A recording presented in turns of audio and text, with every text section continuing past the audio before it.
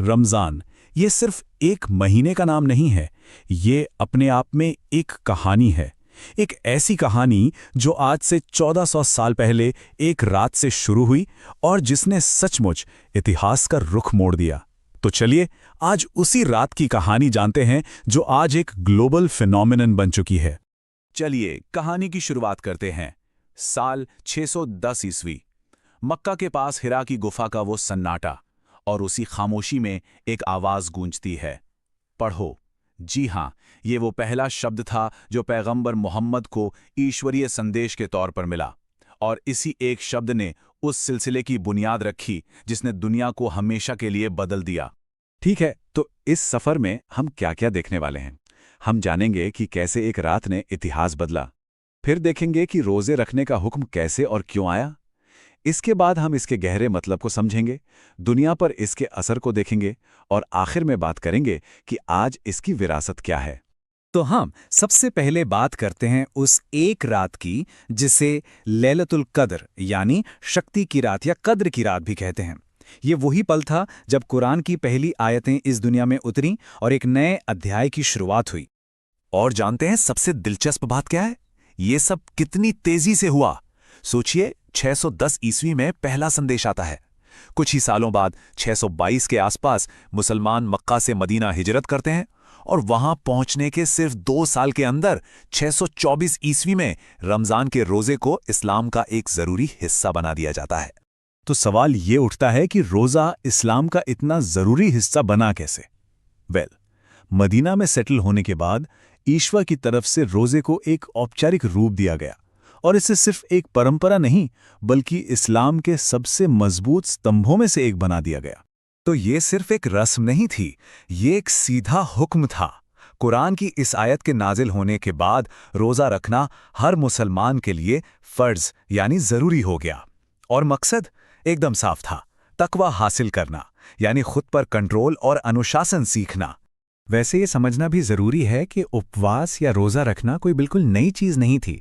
इस्लाम से पहले भी, जैसे कि पैगंबर आदम महीने में 3 दिन और पैगंबर मूसा 40 दिन का उपवास रखते थे, लेकिन इस्लाम ने इसे पूरे एक महीने के लिए ज़रूरी बनाकर और इसे ईमान का एक मुख्य हिस्सा बनाकर एक ग्लोबल और यूनिफाइड रूप दे दिया।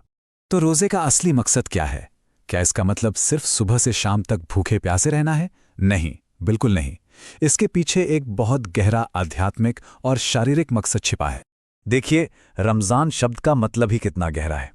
ये अरबी के लफ्ज़ रम्ज़ से निकला है, जिसका मतलब होता है जला देना या झुलसा देना। ये इस बात का सिंबल है कि ये महीना इंसान के गुनाहों को ठीक वैसे ही जलाकर ख़त्म कर देता है जैसे आग किसी भी मेटल को पिघलाकर उसे साफ कर देती है।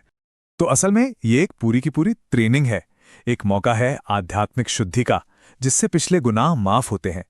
ये सेल्फ डिसिप्लिन सिखाता है, अपनी इच्छाओं पर काबू पाना सिखाता है। ये हमदर्दी पैदा करता है ताकि गरीब और ज़रूरतमंद का दर्द महसूस हो, और इन सब का जो अल्टीमेट गोल है वो है एक बेहतर और ईश्वर के करीब इंसान बनना। और इस इबादत को जो बात सबसे खास बनाती है वो है इसका इनाम। ईश्वर खुद कहता है कि बाकी सारे काम इंसान अपने लिए करता है सिवाय रोजे के। रोजा सीधे मेरे लिए है और इसका इनाम भी मैं खुद ही दूंगा। ये रोजा रखने वाले और उसके बनाने वाले के बीच एक बहुत ही सीधा और पर्सनल कनेक्शन है। अच्छा, अब जरा इसके व्यक्तिगत पहलू से आगे बढ़कर देखते हैं, क्योंकि रमज़ान सिर्फ एक पर्सनल इबादत नहीं है। इसका समाज पर, अर्थव्यवस्था पर और यहाँ तक कि हमारी सेहत पर भी एक बहुत बड़ा ग्लोबल असर पड़ता है। जैसे कि ज़कात। रमज़ान में हर वो मुसलमान जो आर्थिक रूप से सक्षम है अपनी कुल बचत का कम से कम 2.5% चैरिटी में देता है, और इससे ये दुनिया का सबसे बड़ा सालाना चैरिटी अभियान बन जाता है। सोचिए जरा। और इसका असर अर्थव्यवस्था पर भी कोई छोटा मोटा नहीं है। इस एक महीने में दुनिया भर के मुसलमान खरबों डॉलर बाजारों में खर्च करते हैं। इसका असर कंज्यूमर गुड्स से लेकर ट्रैवल और टूरिज्म तक दुनिया भर की इंडस्ट्रीज पर पड़ता है। और अब बात सेहत की, और ये पहलू काफी दिलचस्प है। अमेरिकी साइंटिस्ट्स ने 200 से ज्यादा ऐसी बीमारियों की एक लिस्ट जारी की है जिनका इलाज या रोकथाम उनके मुताबिक रोजे रखने से हो सकता है। रिसर्च ये बताती है कि रोज़ा रखने से शरीर को कई तरह के फायदे होते हैं, जैसे ये बैड कोलेस्ट्रॉल को कम करता है, हार्ट अटैक के खतरे को घटाता है, और तो और कैंसर और अल्जाइमर जैसी बीमारियों के रिस्क को भी कम कर सकता है। साथ ही ये सोचने समझने की दिमागी क्षमता को भी बेहतर बनाता है। तो 1400 साल पहले एक गुफा में जो सफर शुरू हुआ था, वो आज आखिर कहां तक पहुंच गया है? रमजान की विरासत आज पूरी दुनिया में फैली हुई है। जरा इस बदलाव को देखिए, कितना हैरान करने वाला है ना? तब ये एक गुफा में एक शख्स को मिला पैगाम था। आज न्यूयॉर्क के टाइम स्क्वायर पर तरावीह की नमाज पढ़ी जाती है।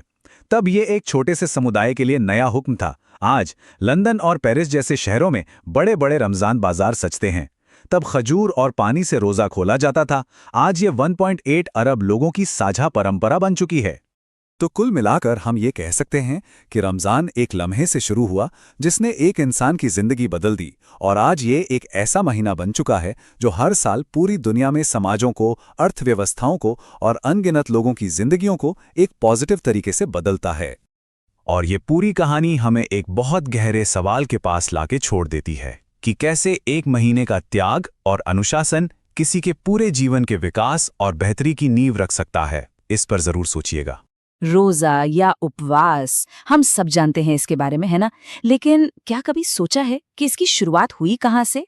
इसकी जड़ें कितनी कितनी गहरी हैं? आज ना हम रोजे के इसी बहुत पुराने और गहरे इतिहास में उतरने वाले हैं। तो चलिए शुरू करते हैं ये दिलचस्प सफर। तो सबसे बड़ा सवाल, दुनिया का सबसे पहला रोजा आखिर रखा किसने था? ये सवाल तो जरूर मन में आता होगा। मतलब इतनी पुरानी इबादत, इसकी शुरुआत किसने की, कब की, कैसे की? चलिए आज इसी रहस्य से पर्दा उठाते हैं। जी हाँ, बिल्कुल, रोजा कोई आज की बात नहीं है। ये तो हजारों साल पुरानी एक आध्यात्मिक प्रथा है। और देखिए, ये सिर्फ भूखा प्यासा रहने के बारे में नहीं है। नहीं, ये तो आत्मा को पाक साफ करने और ऊपर वाले के और करीब जाने का एक रास्ता है। तो फिर कहानी क्या है उस पहले इंसान की? कौन था वो जिसने दुनिया का सबसे पहला रोजा रखा? आइए जानते हैं उस कहानी को। वो कहानी जो इस महान परंपरा की, इस लेगेसी की बुनियाद बनी। तो जवाब है हजरत आदम। दुनिया का सबसे पहला रोजा उन्होंने ही रखा था। कहानी ये है कि जब उन्हें जन्नत से जमीन पर भेजा गया तो अपने किए पर तौबा करने के लिए, पछतावा करने के लिए उन्होंने लगातार 1-2 नहीं, पूरे 40 दिनों तक रोजा रखा। और बस यहीं से इस सफर की शुरुआत हुई। लेकिन ये सिलसिला सिर्फ हजरत आदम पर आके रुका नहीं। अरे नहीं, ये तो एक ऐसी परंपरा बन गई, एक ऐसी लेगेसी जिसे उनके बाद आने वाले हर नबी, हर पैगंबर ने आगे बढ़ाया। तो देखते हैं जरा कि यह सिलसिला आगे कैसे बढ़ा। तो देखिए, हजरत आदम के बाद हजरत नूह ने उस बड़े तूफान से पहले अपनी कौम को बचाने के लिए 40 दिन के रोजे रखे। फिर हजरत मूसा, उन्हें तौरात जैसी पाक किताब मिलने वाली थी, तो उससे पहले उन्होंने 40 दिन रोजे रखे। और हजरत ईसा ने भी ऐसा ही किया। और फिर काफी समय बाद 624 एडी में इस्लाम में इसे सभी के लिए फर्ज यानी अनिवार्य कर दिया गया। तो आप देख रहे हैं, ये हमेशा से भक्ति का एक बहुत जरूरी हिस्सा रहा है। तो एक सवाल यहाँ ये उठता है कि आखिर रोजा रखने का असली मकसद है क्या? मतलब ये सिर्फ भूखे प्यासे रहने की बात तो नहीं हो सकती है ना। इसके पीछे कुछ तो बहुत गहरा मकसद छिपा होगा। और वो गहरा मकसद है तकवा। रोजे का जो सबसे बड़ा, सबसे बुनियादी मकसद है ना, वो है तकवा हासिल करना। अब तकवा क्या है? आसान भाषा में कहें तो ईश्वर के प्रति, गॉड के प्रति कॉन्शियस रहना। ये एहसास कि वो हमें हर पल देख रहा है। और सोचिए, जब किसी के दिल में ये एहसास आ जाए तो वो इंसान तो खुद ब खुद हर गलत काम से बचेगा और अच्छाई की तरफ जाएगा। और बात सिर्फ तकवा तक ही नहीं रुकती। रोजा हमें और भी बहुत कुछ सिखाता है। ये हमें सब्र सिखाता है, सेल्फ डिसिप्लिन सिखाता है। जब हमें खुद भूख लगती है ना, तब हमें उन गरीबों की तकलीफ का असली एहसास होता है जिनके पास खाने को कुछ नहीं है। यहाँ तक कि साइंस भी मानता है कि फास्टिंग से बॉडी डिटॉक्स होती है।